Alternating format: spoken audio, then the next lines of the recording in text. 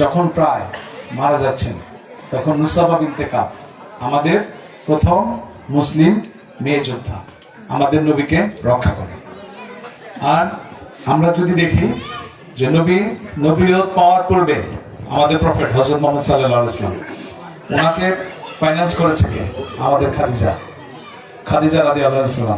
উনি ফাইন্যান্স করেছে, ওনার কাছ থেকে টাকা নিয়ে আমাদের নবী কিন্তু সিরিয়াতে বিজনেস করেছে এবং যা প্রফিট হয়েছে এসে ভাগ করে দিয়েছে।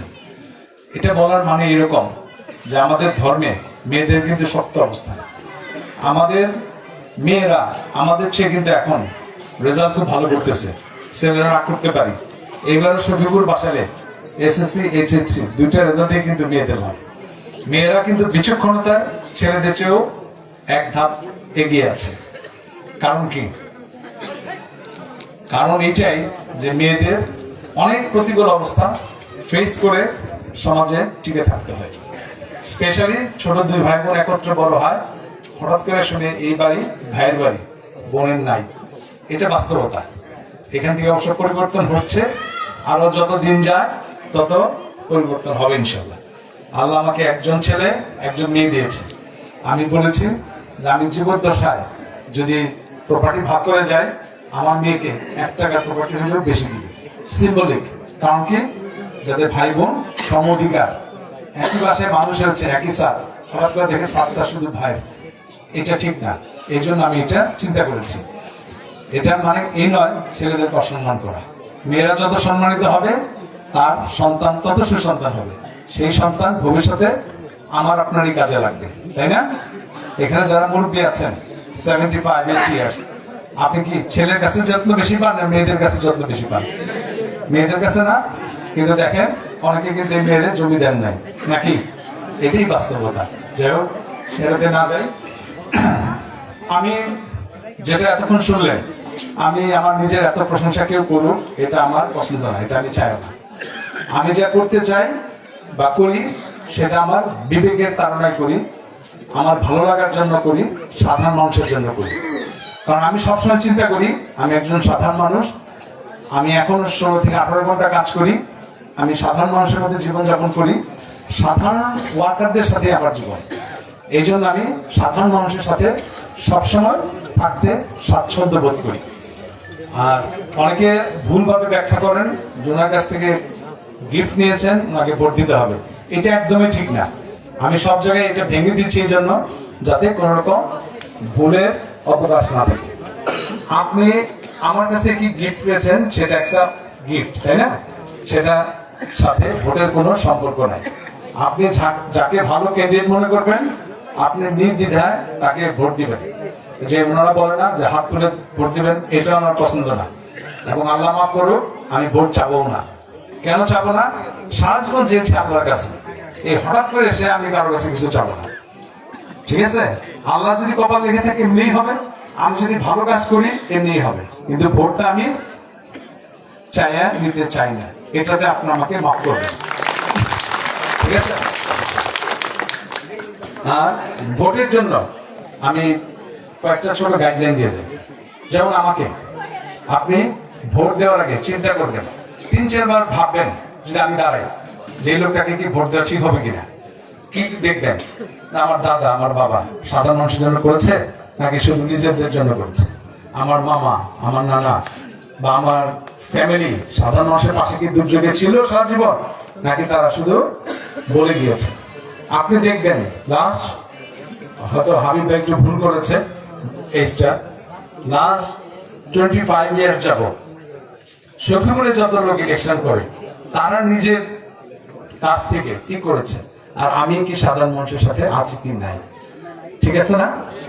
আরেকটা জিনিস ভাববেন, এই ভদ্রলোক কেন আসছে, এমপি হইতে মন্ত্রী হইতে নাকি সাধারণ মানুষের জন্য কিছু করার জন্য।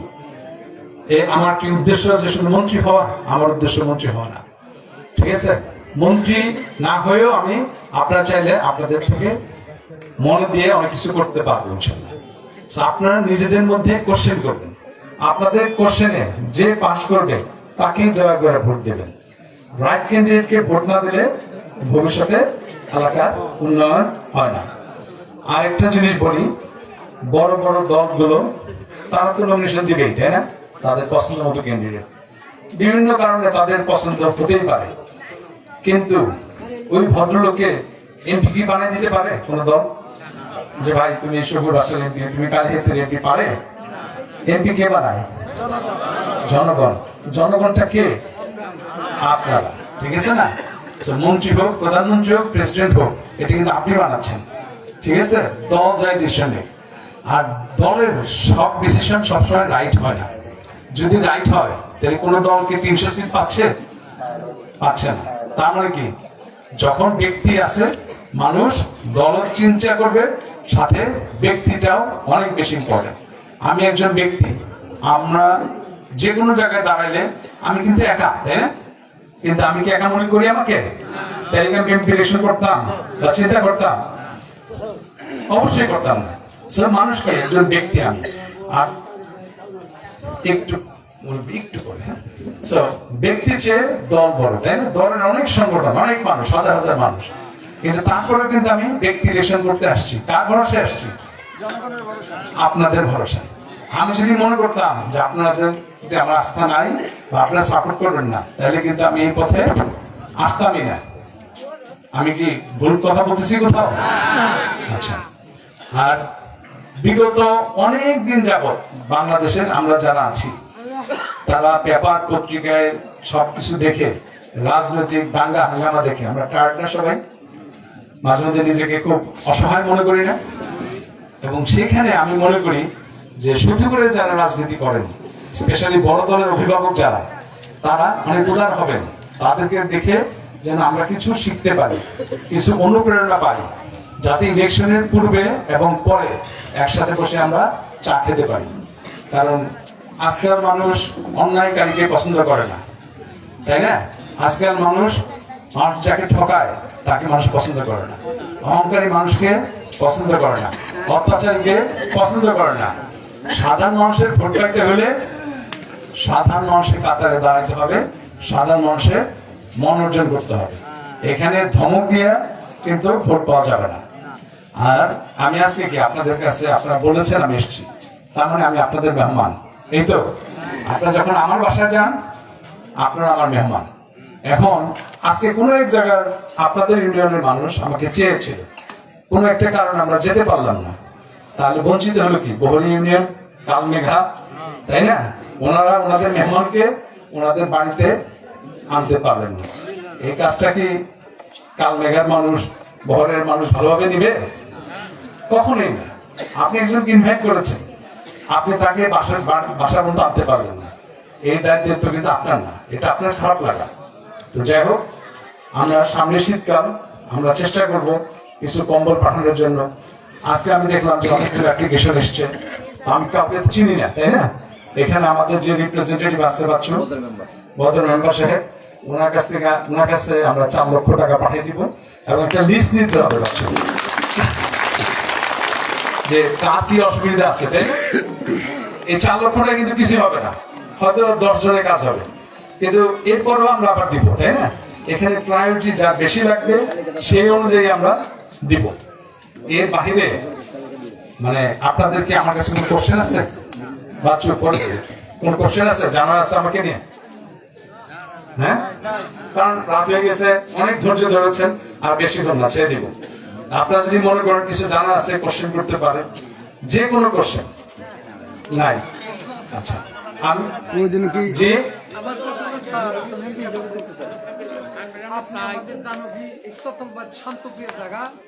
আমরা আমাদের চতুর্বাদের মধ্যে থেকে আমরা ভোরের মধ্যে আল্লাহ রহমতে আলহামদুলিল্লাহ আপনি বলছেন, আমি খুবই খুশি। আচ্ছা, আমি ওই দানবী নিয়ে একটা কথা বলি। আমি কি আমার নামের পূর্বে দানবী লাগিয়েছি? না, আমি দিই নাই, এটা আমি চাইও না। এটা কাজ হলো এই যে বাচ্চু, মনি মামা আর আমার খাওয়া ভাই আছে, ওদের কাজ। হয়তো বা ঈদ আসছে, আমাকে বলছে যে ভাই কত প্যাকেট খাবার বিতরণ করবো। আমি তো বললাম 15,000 দেওয়ার পরে বলেন আরো 5,000 দিতে হবে। আমি বললাম না, বাজেট নাই। তখন বললে স্যার বা ভাই আপনাকে সবাই দানবীর বলে, না দিলে মান সম্মান থাকবে না। ওরা কিন্তু এইভাবে আমাকে ব্ল্যাকমেল করার জন্য দানবীর শব্দটা দেয়। এটা কিন্তু ভাই আমি দিই নাই, ঠিক আছে? আপনারও বলি এটা আমি দিই নাই। আপনারা অনেক রাত পর্যন্ত ধৈর্য ধরে থাকলেন। আজকে অনেক রাত দেখে বেশি কথা বললাম না। সবাই বলে বিজয়ে দেখা হবে, আমি বলি বিজয়ে দেখা হবে না। আপনার সাথে আমার দেখা হবে মাঠে ঘাটে প্রান্তরে, তাই না? আপনার দরকারে, ঠিক আছে, আমার কোনো ভালো অনুষ্ঠান, এইভাবে আপনাদের সাথে আমার দেখা হবে। যদি কোথাও ভুল ভ্রান্তি হয় নিজ করে ক্ষমা করে দিবেন, আর সময় সুযোগ পেলে আমি আসবো, দেখা হবে ইনশাল্লাহ। কিছু বলতে চাচ্ছি? ও, কালমেঘা থেকে কেউ আসছেন এখানে? ও, তাহলে তো আপনারা জানেন। ইনশাআল্লাহ যাবো। আচ্ছা, সরি ভাই, আপনি কষ্ট করে আসছেন এইটা করে।